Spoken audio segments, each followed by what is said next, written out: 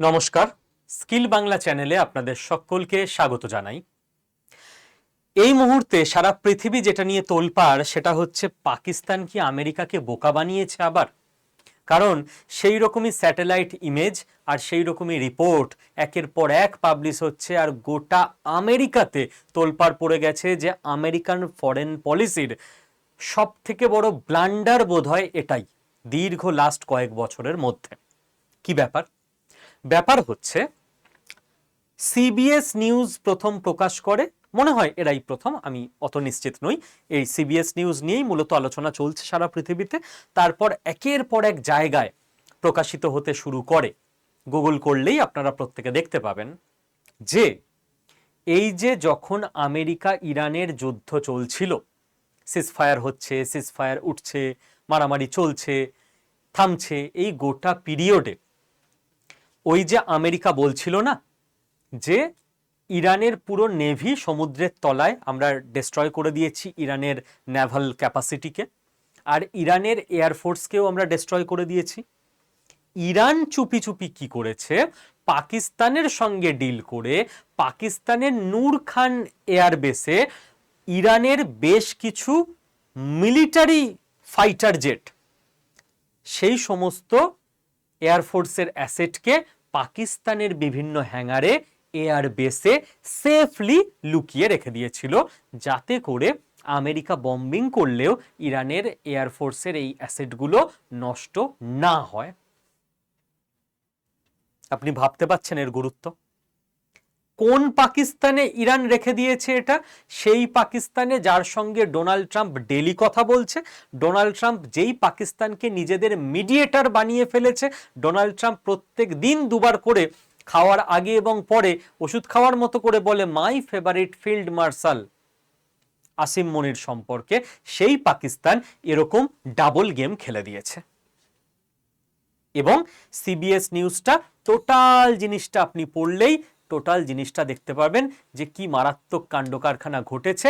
এবং আপনি দেখুন, একজন ইউএস এর বড় অফিসার সে সিবিএস নিউজকে এই কন্ডিশন দিয়েছে যে আমি অ্যানোনিমাস নামে থাকতে চাই, আমার নাম প্লিজ পাবলিক করবেন না, আমার চাকরিতে প্রবলেম হয়ে যাবে। যে ন্যাশনাল সিকিউরিটির ব্যাপারে বলেছে, কি বলেছে যে এই যে পাকিস্তানি এয়ারফোর্স এরা নূর খান এয়ার বেসের মধ্যে তেহরানের মানে ইরানের মিলিটারি ফাইটার জেটকে লুকিয়ে রেখে দিয়েছিল, আমার কাছে খবর আছে। আমেরিকার অফিসার বলছে সিবিএস কে। এবং এক্স্যাক্ট তারা বলে দিয়েছে যে ইরানিয়ান এয়ারফোর্স RC-130 এরা intelligence gathering variant Lockheed G-130 Hercules tactical transport aircraft এইগুলোকে লুকিয়ে রেখে দিয়েছিল। নাম ধাম ধরে বলে দিয়েছে কি কি লুকিয়েছিল, কোথায় লুকিয়েছিল। এবার এবার খুব স্বাভাবিক ব্যাপার, সারা আমেরিকাতে মারাত্মক হই হল্লা পড়ে গেছে যে আমাদের প্রেসিডেন্ট দিনরাত যাদের প্রশংসা করলো তারা আমাদের পিছন থেকে এইভাবে ছুরি মারল। এবং আমেরিকার সাধারণ মানুষ যে কেবল এটা বলছে তা নয়। আপনাদের লিন্ডসে গ্রাহামের কথা মনে আছে? অত্যন্ত ক্ষমতাধর প্রভাবশালী একজন ব্যক্তি, জিওপলিটিক্সের সেক্টরে আমেরিকার গোটা রাজনীতিতে অত্যন্ত গুরুত্বপূর্ণ একটা নাম, ডোনাল্ড ট্রাম্পের অত্যন্ত কাছের একজন মানুষ এবং অ্যাডভাইজার। লিন্ডসে গ্রাহাম কি বলছেন? উনি বলেছেন I don't trust them. Lindsey Graham বলছে পাকিস্তানকে আমি অন্তত বিশ্বাস করি না, পাকিস্তান এটা করতেই পারে। তাহলে আমেরিকার সাধারণ মানুষের মনের অবস্থা, আমাদের ধোঁকা দেওয়া হয়েছে। আমেরিকার বড় বড় বিজ্ঞ মানুষদের বক্তব্য আই ডোন্ট ট্রাস্ট পাকিস্তান, পাকিস্তানকে আমরা বিশ্বাস করি না। তার মানে ওদের কাছেও ক্লিয়ার স্যাটেলাইট ইমেজ ইত্যাদি থেকে যে পাকিস্তান এই কাণ্ড ঘটিয়েছে। এবার আমেরিকার কাছে এটা নতুন নয় যে পাকিস্তান এই ধরনের ধোঁকা ইত্যাদি দিয়ে থাকে আমেরিকাকে, এবং আমেরিকা এই ধরনের ধোঁকা খেয়ে থাকে মাঝে মধ্যে। কারণ কারণ আমাদের নিশ্চয়ই মনে আছে ওসামা বিন লাদেনের কথা। যে ওসামা বিন লাদেন আমেরিকাতে একদিনে 3000 মানুষের প্রাণহানি ঘটালো, আমেরিকার যে ইমেজ সেটাকে ধুলোয় মিশিয়ে দিল, যে আমেরিকায় ঢুকে ওদের ওয়ার্ল্ড ট্রেড সেন্টার গুঁড়িয়ে দিয়ে আসতে পারি। সেই ওসামা বিন লাদেনের খোঁজে গোটা আফগানিস্তান তছনছ করে দিল আমেরিকা, কিন্তু এত কোটি কোটি বিলিয়ন ডলার খরচ করে দিল আমেরিকা, সেই ওসামা বিন লাদেনকে পাকিস্তান তার মিলিটারি হেডকোয়ার্টারের পাশের একটা সেফ জায়গায় প্রায় 10 বছরের অধিক সময় ধরে সেফ শেল্টার দিয়ে রাখলো।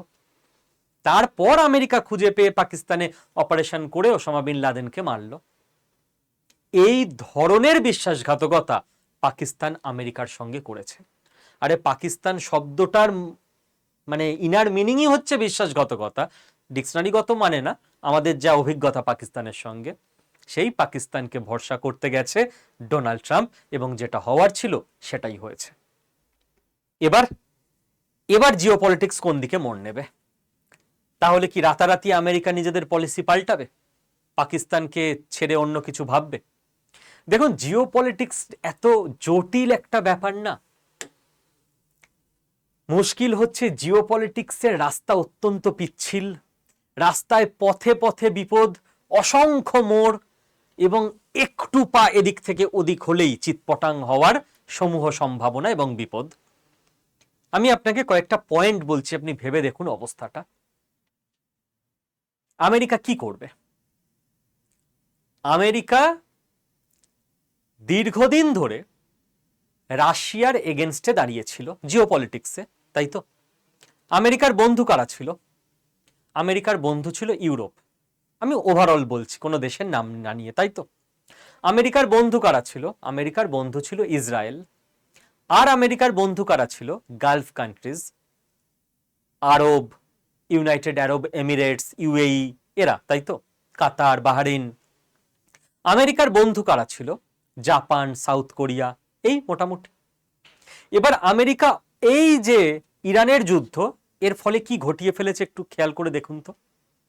আমেরিকা সারা পৃথিবীর মধ্যে একটা দেশকেই গোটা ফেভার দিয়ে গেছে এবং ভরসা করে গেছে, যে পাকিস্তান।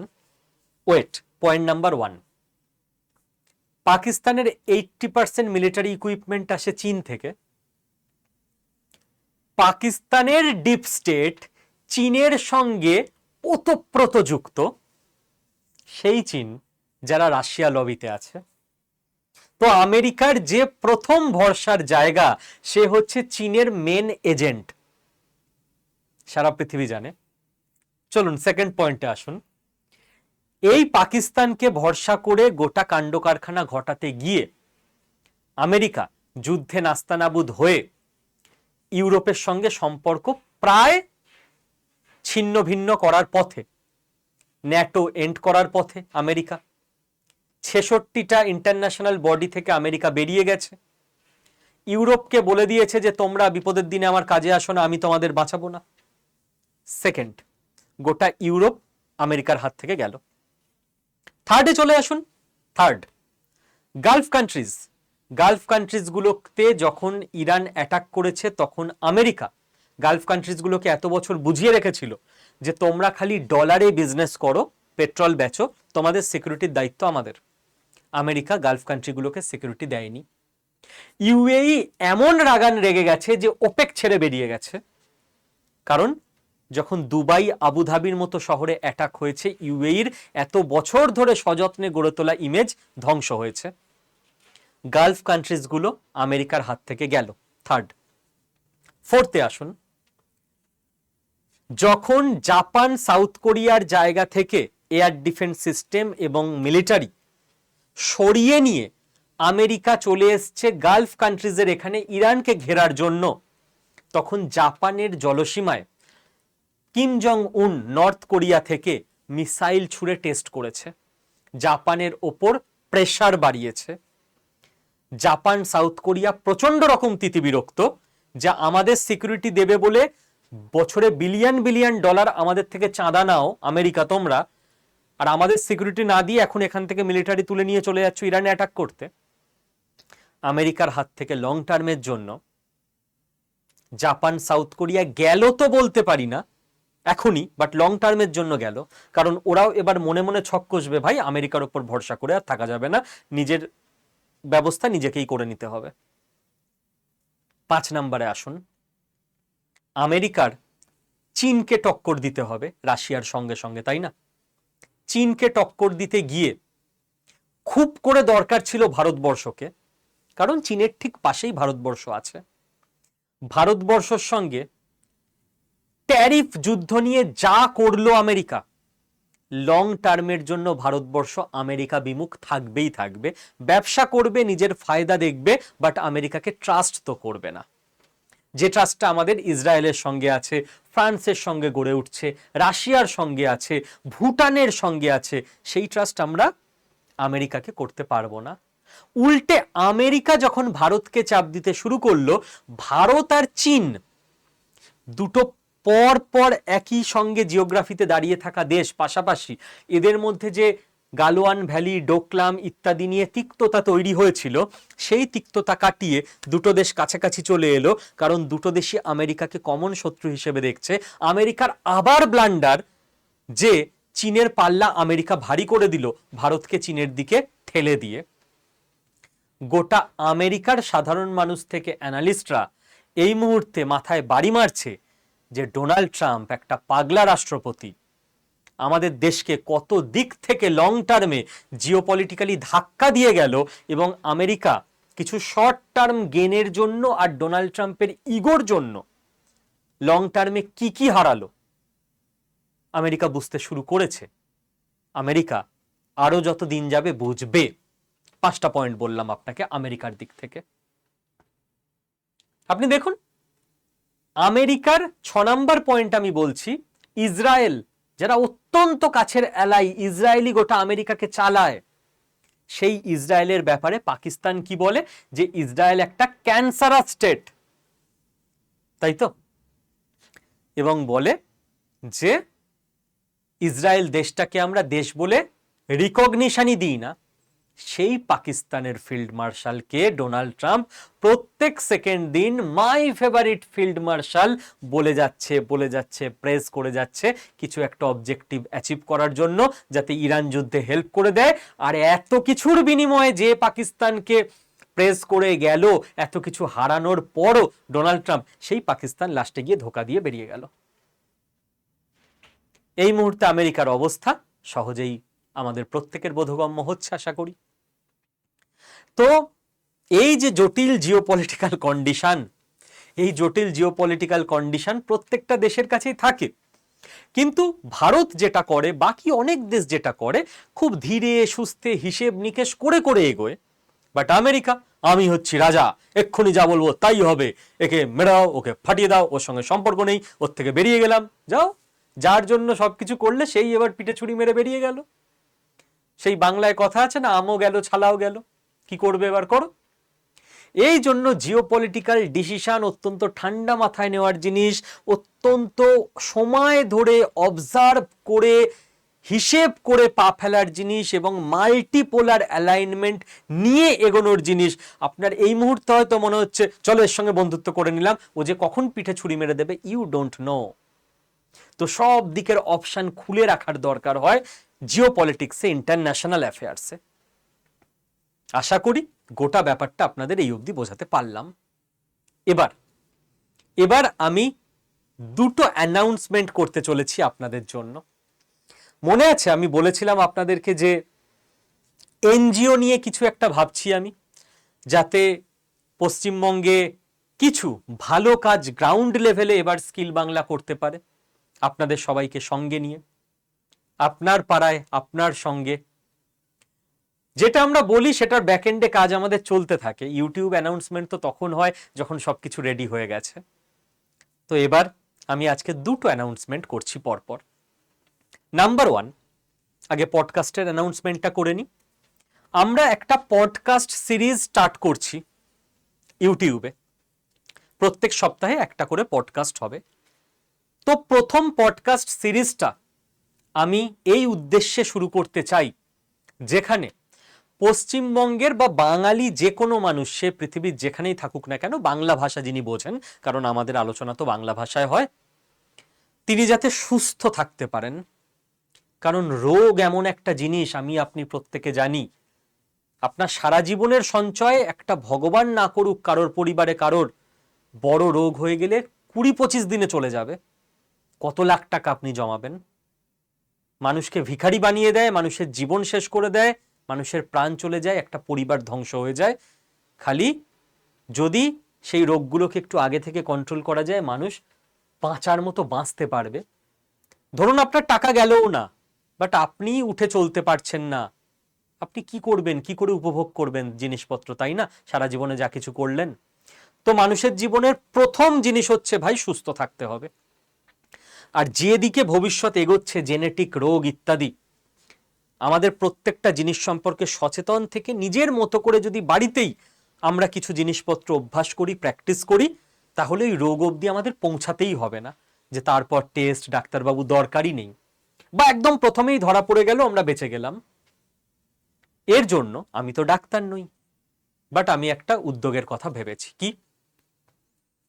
আমরা প্রত্যেক সপ্তাহে এক একজন ডাক্তারবাবুর সঙ্গে একটা করে, এটা হ্যাং হয়ে বন্ধ হয়ে গেছে, এই তো আবার চালু হয়ে গেল, এটা লাগবেও না এখন, একটা করে শো করব, পডকাস্ট ইন্টারভিউ টাইপের, কোনো একটা ডিজিজ নিয়ে ইন ডিটেল আলোচনা, বাংলা ভাষায় সবার বোঝার মতো করে, কেন হয়, কিভাবে হয়, কি করলে হবে না, যাতে করে আমরা রোগকে হবার আগে আটকে দিতে পারি বা ফার্স্ট স্টেজে আটকে দিতে পারি। আমরা তো জিনিসটা অনেক সময় বুঝিই না, জানতেই পারি না, বুঝতেই পারি না, অ্যাওয়ারনেস নেই বলে আমাদের প্রবলেম হয়ে যায়, তাই না? এবার আমি প্রথম সাহায্য এই পডকাস্টের স্কিল বাংলায় আপনাদের থেকেই নেব। আমি এই ভিডিওর নিচে ডেসক্রিপশন বক্সে এবং পিনড কমেন্টে, পিন কমেন্ট মানে প্রথম কমেন্টে, পডকাস্ট গুগল ফর্ম বলে একটা ফর্ম অ্যাটাচ করে দিচ্ছি। ওই ফর্মটায় জাস্ট ক্লিক করলেই আপনাদের কাছে ওপেন হয়ে যাবে name, phone number, email ID আর স্পেশালাইজেশন। তো যারা এই ভিডিও শুনছেন তাদের মধ্যে কেউ যদি ডাক্তারবাবু থাকেন, হোমিওপ্যাথি, অ্যালোপ্যাথি, আয়ুর্বেদিক, ইউনানি, অন্য যে কোনো কিছু, কিংবা কেউ যদি মানসিক রোগ বিশেষজ্ঞ থাকেন, সাইক্রিয়াটিস্ট, সাইকোলজিক্যাল কাউন্সেলিং করেন, কেউ যদি নিউট্রিশনিস্ট থাকেন, ওয়েট ম্যানেজমেন্ট ইত্যাদি নিয়ে কাজকর্ম করেন, মোটামুটি শরীর স্বাস্থ্য বিষয়ে যে কোনো ফিল্ডের যে কেউ, সে ডাক্তার হতে পারেন, সাইকোলজিক্যাল সাইক্রিয়াটিস্ট, মানসিক রোগ বিশেষজ্ঞ হতে পারেন, বা নিউট্রিশনিস্ট হতে পারেন, ডায়েটিশিয়ান হতে পারেন। প্লিজ আমি আপনাদের আহ্বান জানাচ্ছি, আপনারা দেশের প্রয়োজনে, বাংলা ভাষাভাষী মানুষদের স্বার্থে এই ফর্মটা একটু ফিল করে দিন। আমার টিম আপনাদেরকে রিচ করে নেবে, দিয়ে আপনাদের যেদিন যখন সময় হবে আমার টিম কথা বলে নেবে। আপনারা যারা কলকাতায় আমাদের স্টুডিও এসে এই আলোচনা করতে চান, কিংবা কেউ যদি অনেক দূরে থাকেন, আমরা সেখানে প্রয়োজনে চলে যেতে পারি, কিংবা কারোর সঙ্গে আমরা ভিডিও কনফারেন্সে কানেক্ট করে নিতে পারি। বাট অনেক মানুষের অনেক উপকার হবে। আপনারা যারা দেখছেন এই ভিডিও, হয়তো আপনার পরিবারের কেউ ডাক্তার আছেন, তাকে একটু বলুন যেন স্কিল বাংলার এই আহ্বান, এই নিমন্ত্রণ, আমন্ত্রণ স্বীকার করেন তিনি। এবং আপনার পরিচিত কেউ যদি থাকেন, রিলেটিভ, বন্ধু বান্ধব, ডাক্তার, যে কোনো ফিল্ডের, তার কাছে এই ভিডিওটা একটু পাঠিয়ে দিন এবং গুগল ফর্মটাতে একটু ফিল করে দিতে বলুন। আমার টিম কন্ট্যাক্ট করে নেবে, কোনো অসুবিধা নেই। এবং এখানে আমি আরও একটা ডিসক্লেমার দিয়ে রাখি, অনেক মানুষজন ভুল ভাবতে পারেন, তার জন্য অনেক পডকাস্ট চ্যানেল কি করে, ডাক্তারবাবু বা বিভিন্ন পেশার মানুষ যাদের নিয়ে পডকাস্ট করে তাদের থেকে টাকা নেন। ডাক্তারবাবুকে বলেন যে দেখুন আমাদের এখানে আপনার পডকাস্ট হবে, 5 লক্ষ মানুষ দেখবে, আপনি তো অনেক বিখ্যাত হয়ে যাবেন, আপনার পেশেন্ট তো বেড়ে যাবে, তো আমাদেরকে 50,000 টাকা দিন। আমরা এই ধরনের কোনো 5 পয়সা কারোর থেকে নেব না, আমাদের সেটা উদ্দেশ্য নয়। আমাদের কেউ কোনো টাকা দিতে চাইলেও আমি বলেছি যে এই টাকাটা যেটা আমাদের দিতে চাইছেন আপনি কোনো ভালো কাজ করুন, আমার দরকার নেই, আমার তো ঠিকঠাক চলে যায় কোচিং ইনস্টিটিউট চালিয়ে।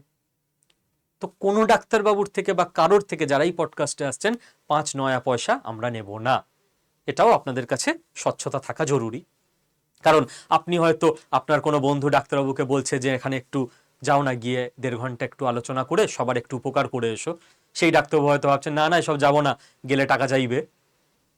এখানে ওসবের কোনো ব্যাপার নেই। সেকেন্ড, ডেসক্রিপশন বক্সে এবং পিন্ড কমেন্টে সেকেন্ড আর একটা গুগল ফর্মের লিঙ্ক আছে, লেখা আছে এনজিও গুগল ফর্ম।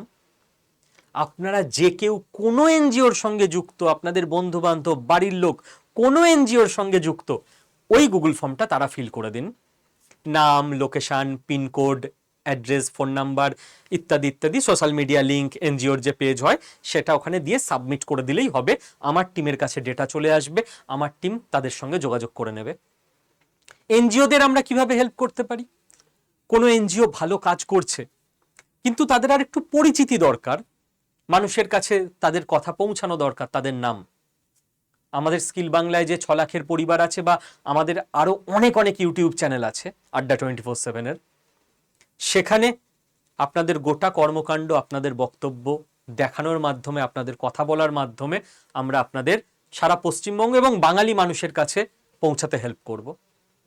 আপনি কিছু ভালো কাজ করছেন, আমার দায়, আমার দায়িত্ব আপনাকে আরেকটু হেল্প করে ওই কাজটাকে ত্বরান্বিত করার। কিংবা কোনো এনজিও তারা হয়তো ঠিকঠাকভাবে কাজ করছেন, তাদের আর একটু ফাইন্যান্সিয়াল সাপোর্ট দরকার, আর একটু টাকা পয়সা দরকার, আমাদের ইনস্টিটিউটের তরফ থেকে যেটুকু হয়, হয়তো আমরা তো আদানি আম্বানির মতো রিচ হতে পারিনি, বাট যেটুকু আমরা আমাদের ইনস্টিটিউটের খরচ চালিয়ে টাকা বেঁচে থাকে সম্ভব, সেখান থেকে আমরা যতটা পারি ফাইন্যান্সিয়ালি আপনাদের সাপোর্ট করার চেষ্টা করব, যেখানে যেটুকু পারি, মোট কথা। তো পডকাস্টের জন্য প্লিজ ডাক্তারবাবুরা এবং এনজিওর জন্য যারাই কোনো এনজিওকে চেনেন বা যুক্ত, তারা যার যার গুগল ফর্ম ফিল করে দিন, আমার টিম কন্ট্যাক্ট করে নেবে, এবং চলুন এবার আমরা নতুন দায়িত্বে ঝাঁপিয়ে পড়ি।